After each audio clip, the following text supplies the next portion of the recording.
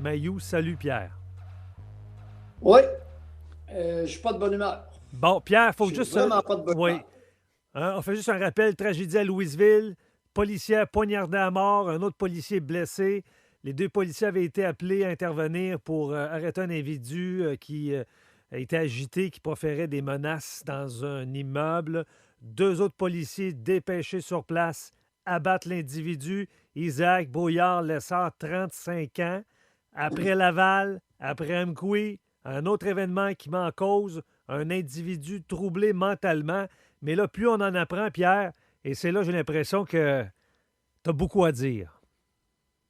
Ben, Danny, un patient psychiatrique extrêmement dangereux qui vit à Louisville depuis je ne sais pas combien de temps, qui vit dans un appartement à 12 minutes et demie de marche lente de ma clinique externe de psychiatrie. C'est sous ma fenêtre. Ça fait 33 ans et demi que je suis à ma clinique externe de psychiatrie à Louisville. J'ai jamais entendu parler de ce cas-là avant l'assassinat de Mme Brault. Est-ce que c'est normal? Il vient d'où, cet individu-là? Patient psychiatrique qui aurait été déclaré non criminellement responsable, selon certains médias, 3 fois dans le passé, depuis 2014, selon d'autres, 5 fois. 5 fois que j'ai lu, moi, depuis Cherchez l'erreur. 2014. Ouais. Cherchez l'erreur. Et là, cet individu-là, extrêmement dangereux, dont on dit dans la presse plus électronique qu'il aurait frappé des membres du personnel lors d'un internement en psychiatrie. Abouti à Louisville, je n'ai jamais été informé. Qui le suit? Qu'est-ce qui se passe? En quel honneur que quelqu'un peut être déclaré non criminellement responsable de 3 à 5 reprises et être toujours en liberté? Expliquez-moi ça, vous autres. Et des crimes Comme violents. psychiatre, je ne suis pas de bonne humeur. Je veux une commission d'enquête publique. À partir, à partir de l'examen du travail de la commission d'examen des troubles mentaux. Pas grand monde qui connaît ça, ce tribunal-là. Je le connais. N'oubliez pas que vous tombez dans mon domaine. Ben oui. Patient psychiatrique dangereux.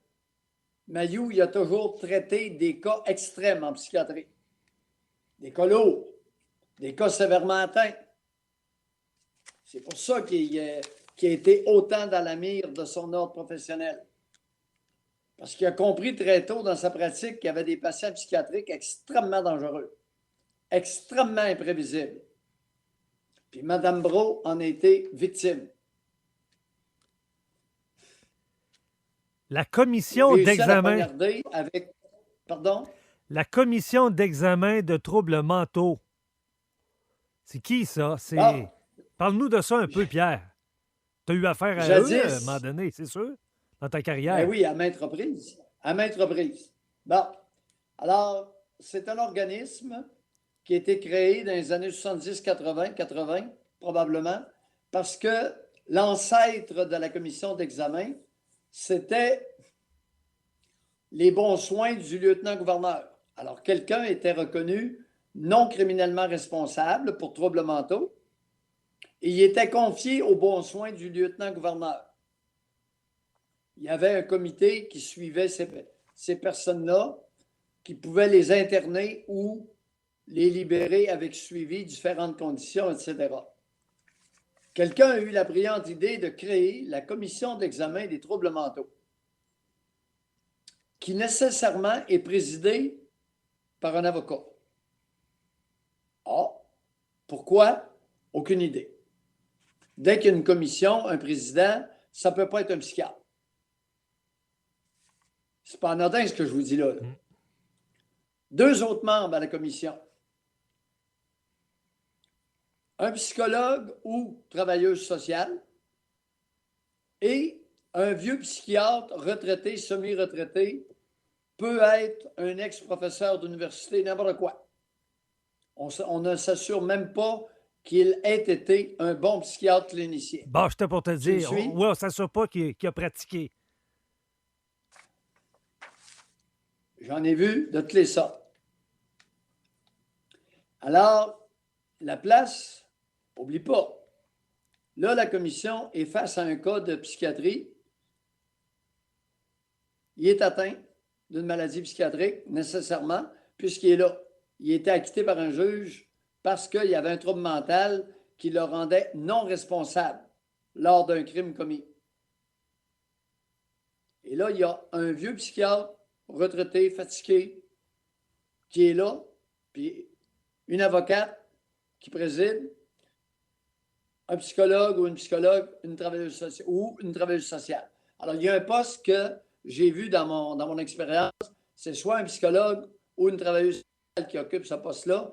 Il y a nécessairement un psychiatre sur toutes les commissions. Mais un, et il n'est pas le président. Tu me suis? Toujours. Parce que les avocats, ils ont la science infuse. Savais-tu ça? Ils savent tout. Oui. Ils savent tout. Ils te... savent mieux qu'un psychiatre oui. ce qu'est la maladie psychiatrique et les dangers de la maladie psychiatrique. À un moment donné, je te donne un exemple. J'arrive il y a 4 ans, à peine. J'allais témoigner pour un de mes patients de Louisville qui avait été reconnu non criminellement responsable lors d'un crime, mais c'est un crime mineur. C'était pas un crime majeur, c'est un crime mineur. Fait que je suis assis, je suis un peu avant mon temps, et la présidente est assise, on est seulement nous deux. Fait que j'engage la conversation, tu sais, tranquillement, élégamment, devrais-je dire.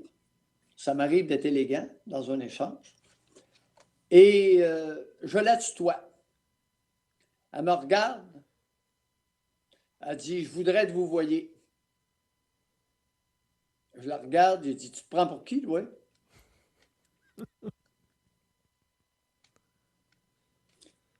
Danny, oui. Il ne faut pas écœurer Mario.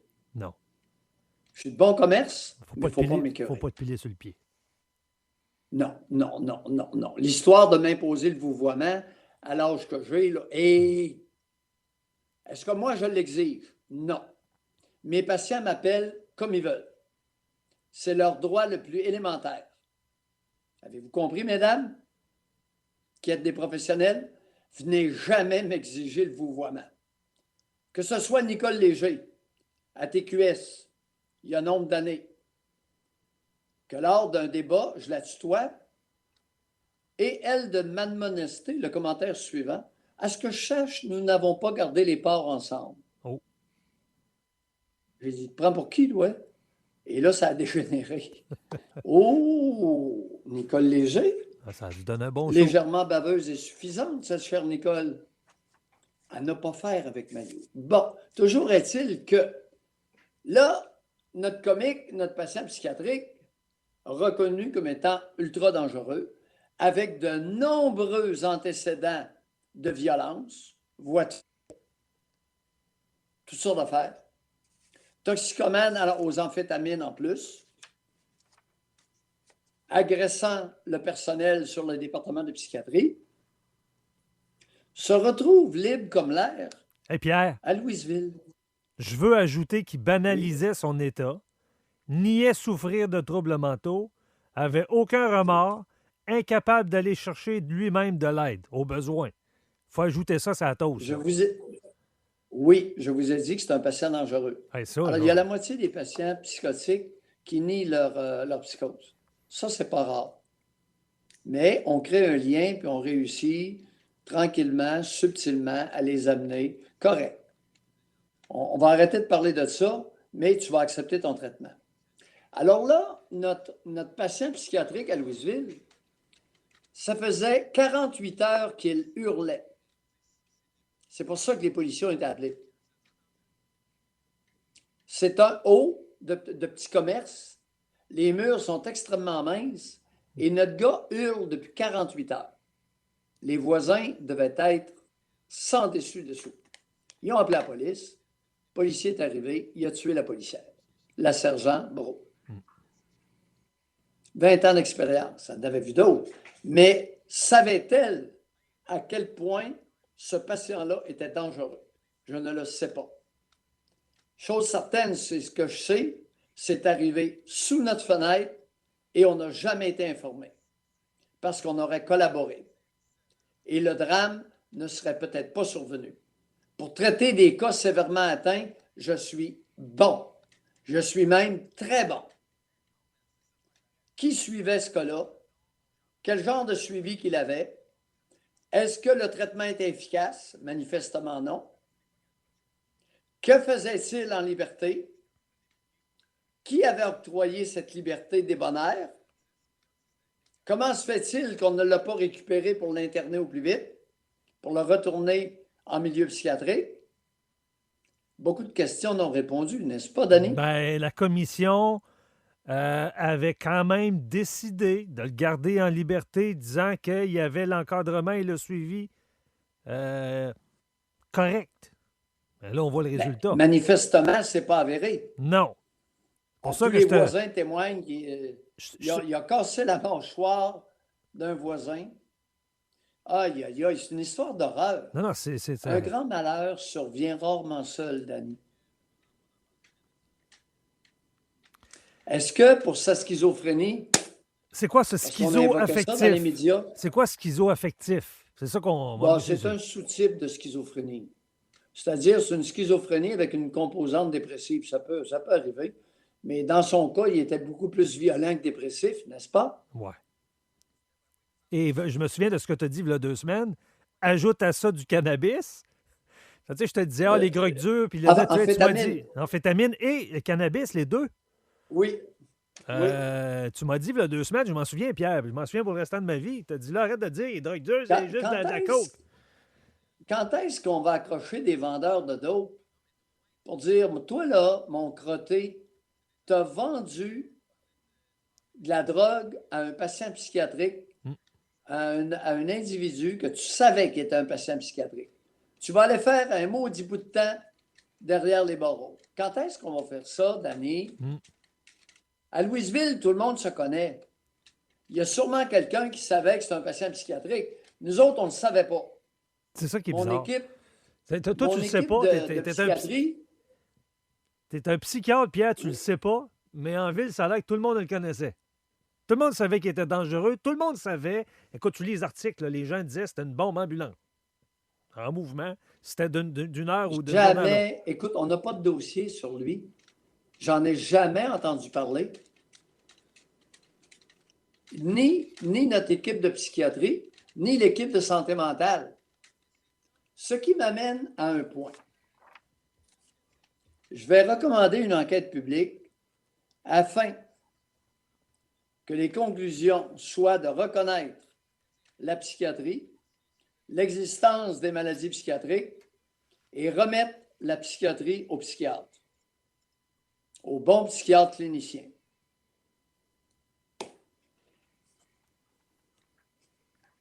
La santé mentale n'est pas de la psychiatrie, les amis. On a une équipe de santé mentale au CLSC, puis on a une équipe de psychiatrie. On ne fait pas tout à fait les mêmes choses. J'aime autant vous le dire. Là, psychologues et travailleurs sociaux sur la commission d'examen des troubles mentaux, ça n'a pas sa place. Pas besoin de psychologue là, pas besoin de travailleur social non plus. On a besoin d'un psychiatre qui préside, d'un avocat qui l'assiste au niveau du droit et d'un autre psychiatre. Est-ce qu'on est d'accord jusque-là? Est-ce que ça a du bon sens? Tu veux 2 avis, c'est ça? Oui, 2 psychiatres sur 3 membres et c'est nécessairement un psychiatre qui va présider la commission d'examen des troubles mentaux. Il y a des maudites limites à l'omniscience des avocats. Ils savent tout, connaissent tout. Mais ils n'ont aucune formation. Voyons donc. Bon, ben, c'est ça. Par contre, ce sont des spécialistes du droit. Le président va être flanqué d'un avocat pour que l'exercice demeure à l'intérieur des droits reconnus, entre autres par nos chartes. le Code civil et les chartes des droits et libertés. Et il inclut le Code criminel aussi, parce que ce sont, écoute, les crimes relèvent du Code criminel et c'est canadien. Pierre, je pense qu'il faut aussi se regarder dans le blanc des yeux puis se dire que ça prend un resserrement des critères de remise en liberté. Il y a beaucoup trop de récidivistes qui sont en liberté. Oui. Bon, alors là, ça ne vient pas de moi. Je vais te citer une phrase que j'ai trouvée succulente de la part d'un nommé Stéphane Wall, W-A-L-L. Stéphane Wall est un policier retraité superviseur à la police de Montréal. Sais-tu qu'est-ce qu'il a déclaré à la Presse Plus électronique? On écoute. Il a terminé son laïus en déclarant ceci. On a un problème de société. C'est du laxisme et de la banalisation de la violence. Référant à l'assassinat de Mme Brault. On a un problème de société, c'est du laxisme et de la banalisation de la violence. Laxisme. Cool, man. Cool. La psychiatrie lourde, la psychiatrie où les patients sont dangereux, c'est pas cool. C'est de la peau. Qu'on se le dise. C'est du sérieux. Tu parlais d'avocat, là. Je sais que son évaluation devait avoir été faite, mais son avocat était toujours indisponible. Comment ça qu'on attend après un avocat pour prendre des décisions? Pourquoi on ne le fait pas attendre dedans? Et quand son avocat sera disponible, s'il y a matière à ce qu'on le mette en liberté, pourquoi on a mis le danger de la vie de certaines personnes, dont les policiers, puis tous ceux et celles qui pouvaient côtoyer d'une journée, parce qu'un certain avocat n'était pas disponible, Pierre? Non, regarde. C'est On prend ridicule. l'exemple de criminels qui sont en probation. Faisons un parallèle avec un criminel qui est en probation. Oui. Et puis, le criminel commence à se faire aller et à faire un peu n'importe quoi. Que fait l'agent de probation? Envoie les policiers, envoie en taux. Et voilà. On va réexaminer ça devant un tribunal. C'est tout. C'est la même chose. C'est un tribunal. La commission d'examen des troubles mentaux, c'est un tribunal administratif qui a les mêmes droits que tout tribunal. La commission est inquiète d'un patient, envoyant dedans, puis là, on va s'asseoir, on va réfléchir, puis on va t'écouter. Mais tu vas rentrer en dedans en attendant. Tu nous inquiètes. Comment se fait-il qu'Isaac Brouillard-Lessard était en liberté après tout ce qu'on entend? Il a été laissé à lui-même. Connu, dangereux, archi-dangereux. 48 heures, tu dis. Patient psychiatrisé de longue date, Oui. archi-dangereux. C'est honteux. J'ai honte de ce que tu nous dis, Pierre. Le gars, si tu me dis qu'il était en état hystérique... Pourquoi tu penses que je suggère une enquête publique? Oui. C'est arrivé en dessous de ma fenêtre. Hey, ben je vais te faire une confidence, Danny. Danny, ça fait 33 ans que je suis dans la clinique ici à Louisville. Je t'accorde l'entrevue là, de mon bureau à ma clinique externe de psychiatrie à Louisville. Ça fait 33 ans et demi que je suis ici. Danny, tout le monde a cru que c'était un de mes patients que j'avais échappé. Je suis pas de bonne humeur. On travaille fort, nous autres ici, le petit groupe, la petite équipe qu'on est. Je t'assure qu'on travaille. Est-ce qu'il va rouler des On têtes? travaille assez fort Oui. que jamais mon ordre professionnel a voulu reviser ma pratique de psychiatre à Louisville. Jamais. Ils savent très bien que j'ai toute qu'une réputation. Puis je travaille étroitement avec tous les partenaires, y compris la Sûreté du Québec. Puis je pense que Mme Brault est venue ici il y a 1 an et demi. Suite à une demande, il y a un patient qui refusait d'être traité. J'ai appelé la Sûreté du Québec. Ils me l'ont cueilli sur la rue. Ils l'ont ramené. Et depuis 1 an et demi, le patient accepte son traitement. On a une relation impeccable. Il y a 6 mois, j'ai appelé au poste de police de la Sûreté du Québec de Louisville. J'ai dit, j'ai un patient qui est très dangereux. Je vous en informe. Imprévisible, peut faire n'importe quoi. Ils ont fait quoi? Ah, je ne sais pas. Mais au moins, tu as levé le Patient, drapeau. mon il a l'air tranquille depuis ce temps-là. Je ne sais pas où je suis rendu. Mais au moindre faux pas, parce qu'il commençait à être menaçant. Il faisait des menaces, puis il commençait à être menaçant. Il n'y avait pas d'antécédent de violence encore, mais il était craqué. Amphétamine, évidemment, schizophrénie, amphétamine. Fait que j'ai averti le poste de police. Fait que les patrouilleurs, tu sais, c'est tout petit, c'est un village, Louisville. Oui. Tous des villages dans le comté de Masquinongé, tous. Louisville est un plus gros village que d'autres, mais c'est un village. Où les individus qui ont pris la décision de la commission de le laisser en liberté doivent pas bien dormir en ce moment. T'as peut-être les noms, moi je les ai pas, mais ces gens-là... Non. Non. Danny, je suis au courant de rien. C'est ça. J'apprends ça dans les médias comme toi, là. Moi, j'aurais de la misère à dormir, là. Quand je dis ça, là, mère de Ben là, famille, tout le monde croyait que... 2 enfants... Même José! Ouais. Ben, elle pensait, quand elle a vu ça, José est d'un petit village aux côtés de Louisville, dans Masquinongé. Ben, elle dit, ça doit être un patient de Pierre, puis il veut pas en parler tout de suite. Puis, même José! Mais c'est le réflexe de tout le monde. J'ai appelé le maire pour l'informer que, totalement inconnu de mon service de psychiatrie. Il dit, quoi? Oui, M. Dehaye.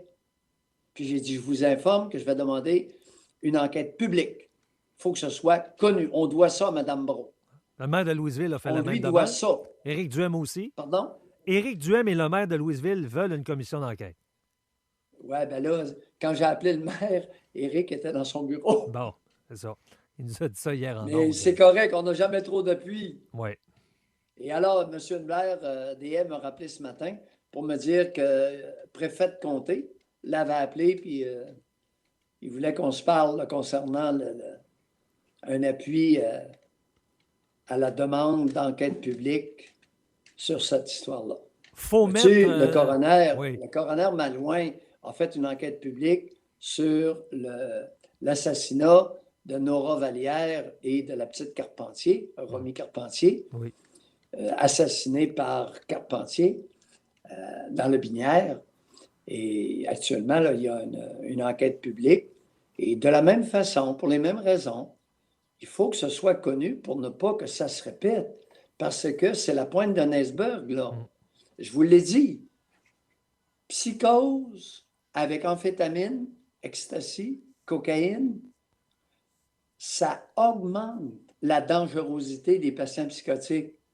Le cannabis, c'est moins clair. Mais amphétamine, écoute, amphétamine, le speed, là, ça les rend dangereux. Tu n'as pas idée, les psychotiques.